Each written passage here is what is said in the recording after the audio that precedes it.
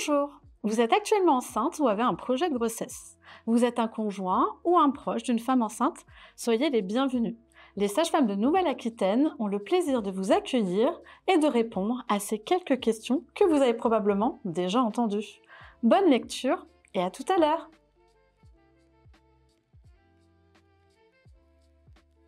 Vous avez peut-être déjà entendu dire que le stress lié au manque de cigarettes pendant la grossesse était mauvais pour votre bébé.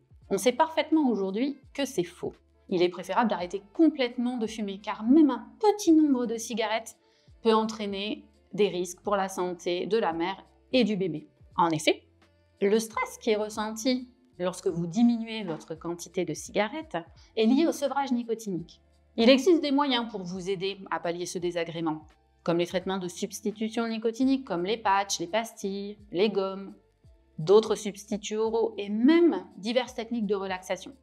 De plus, lorsqu'on diminue sa quantité de cigarettes, un phénomène de compensation va venir entraîner une modification de votre manière de fumer. Vous allez tirer plus profondément sur les cigarettes.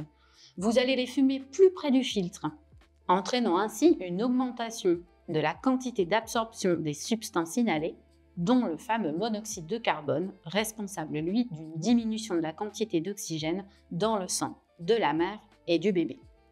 Face à votre consommation de tabac, ne restez pas seul. Faites appel à un professionnel de santé, nous sommes là pour vous aider.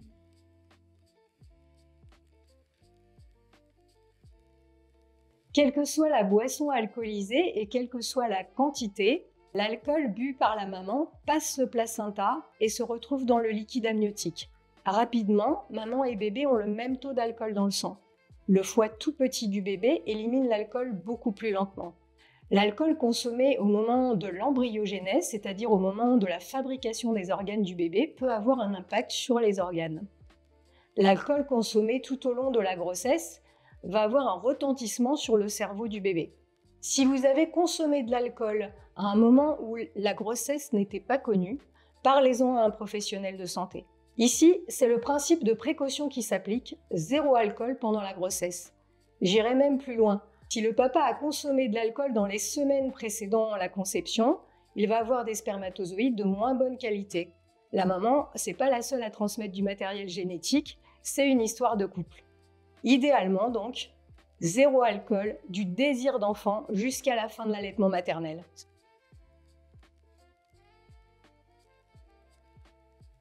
C'est faux. En cas de consommation de cannabis pendant la grossesse, il y a association des risques liés au tabac, qui est généralement co-consommé dans les joints, mais ceux-ci vont être majorés. Il existe néanmoins des risques spécifiques liés au cannabis qui peuvent impacter le fœtus et son cerveau dès la naissance, de l'irritabilité, des besoins d'apaisement augmentés entre autres. À long terme, il existe des risques de troubles du neurodéveloppement, à savoir des apprentissages et du comportement, de l'attention avec de l'hyperactivité, des troubles du sommeil et de la mémoire notamment. L'allaitement est déconseillé en cas de consommation de cannabis car il reste très longtemps dans les graisses et on peut en retrouver 8 fois plus dans le lait de la maman que dans son sang. Il est donc important d'en discuter avec un spécialiste pendant la grossesse. Il est important, comme pour les autres substances, s'il y en a au domicile, qu'ils soient stockés en sécurité car les accidents pédiatriques par ingestion sont fréquents et que l'entourage ne fume pas en intérieur comme pour le tabac.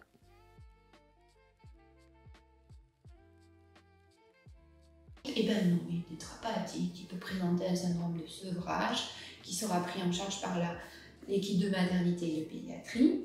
Et donc il faut savoir que quand vous consommez des substances, eh bien, elles peuvent affecter le développement de votre bébé. Par exemple, si on prend des substances comme les drogues, comme héroïne, cocaïne, le cannabis, l'alcool, le tabac, les médicaments comme les opiacés, qui sont la morphine, la codéine ou certains antidépresseurs, ces substances, elles passent la barrière placentaire et elles peuvent affecter le développement cérébral de votre bébé. Par exemple, si on prend la nicotine du tabac, le cannabis, par exemple la codéine, la morphine, eh bien ces médicaments, ils vont affecter le circuit des récompenses positives de votre fœtus et lui favoriser une vulnérabilité à l'addiction quand il sera plus grand, plus tard.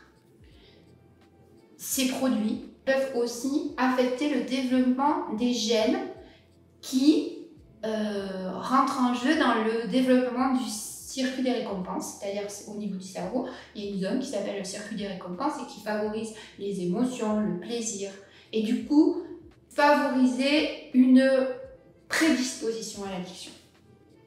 Donc plus tard, mais pas forcément avec les produits que vous avez consommés, mais ça peut être d'autres produits qu'il peut rencontrer dans son environnement à l'adolescence, à l'âge adulte. Donc, lorsque vous êtes consommatrice de substances, c'est bien de vous faire accompagner pour que vous soyez soutenu, épaulé, encouragé pendant toute votre grossesse et votre allaitement. Bravo, vous avez pu faire connaissance avec 4 de nos sages-femmes addictologues de Nouvelle-Aquitaine. J'espère qu'elles ont pu répondre à vos questions. Comme vous l'avez entendu, les connaissances sur les risques des consommations durant la grossesse, que ce soit de produits licites ou illicites, ont beaucoup évolué ces dernières années. C'est pourquoi il est recommandé de cesser les consommations dès le projet de grossesse. Par ailleurs, à tout moment, l'arrêt de consommation est bénéfique pour la femme et ce bébé. Cependant, c'est souvent à l'occasion d'une grossesse qu'une femme va réaliser son incapacité et ses difficultés à arrêter là où les consommations. En effet, l'addiction est une maladie dite neurobiologique, chronique, dont il est difficile de reprendre le contrôle seul. C'est pourquoi je ne peux que vous conseiller d'en parler à un professionnel de santé, votre médecin généraliste, votre gynéco-obstétricien, votre sage-femme ou tout autre professionnel qui saura vous orienter vers une équipe spécialisée qui pourra vous recevoir sans jugement et avec bienveillance, quel que soit le stade de votre consommation, pour vous apporter information et soutien dans votre démarche. Alors si vous êtes concerné ou proche de quelqu'un de concerné, ne restez pas seul et n'hésitez pas à solliciter les ressources de votre territoire. Pour la Nouvelle-Aquitaine, sur le site Addictoclick, et pour les autres régions, sur tabac, alcool ou drogue info service. Merci à vous et bonne continuation.